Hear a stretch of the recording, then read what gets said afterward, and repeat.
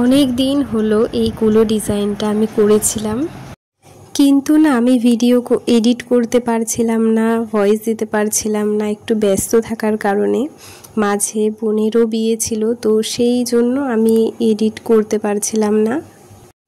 তো আজকে একটু সময় আছে, তো এই ভিডিওটা নিয়ে বসলাম যে একটু এডিট করে নিই। অনেক দিন হয়ে গেল, বোনের বিয়েও পার হয়ে গেছে। মেনলি এই কুলো ডিজাইনটা আমি করেছি আমার বোনের জন্য। ও কোথাও থেকে হয়তো একটা ডিজাইন পছন্দ করেছিল, তো আমাকে বলেছিল একদমই সিম্পলের মধ্যে তোর মতো তুই করবি, খালি বলে দিয়েছিল যে এরকম ডিজাইনের মধ্যে হবে।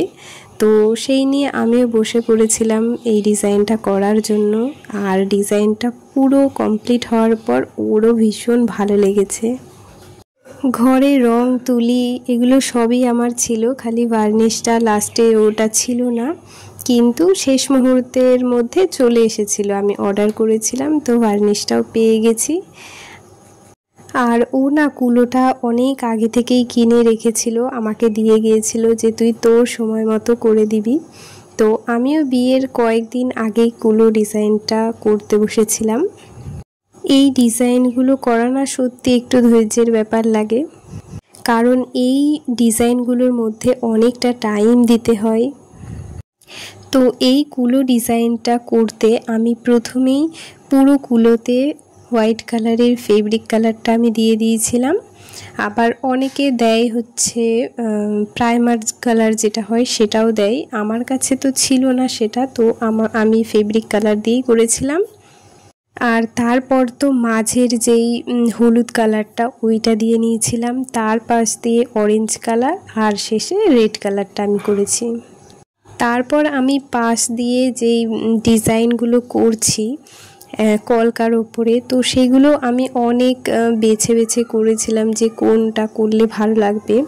আর যেটা আমি চুজ করেও ছিলাম একটা যে এরকম ডিজাইনটা বানাবো, কিন্তু আমি লাস্টে আমার মতো করেই আমি বানিয়ে নিয়েছিলাম ডিজাইনটা। সাইডের ডিজাইনগুলো করতে না সেরকম একটা অসুবিধা হয়নি, আমার মাথাতেও চলে এসেছিলো যে কীরকমভাবে আমি ডিজাইনটা করব। কিন্তু যখন এই নিচের ডিজাইন এইগুলো করছিলাম না, তখন আমি বুঝতেই পারছিলাম না যে আমি কি ডিজাইন করব এখানে।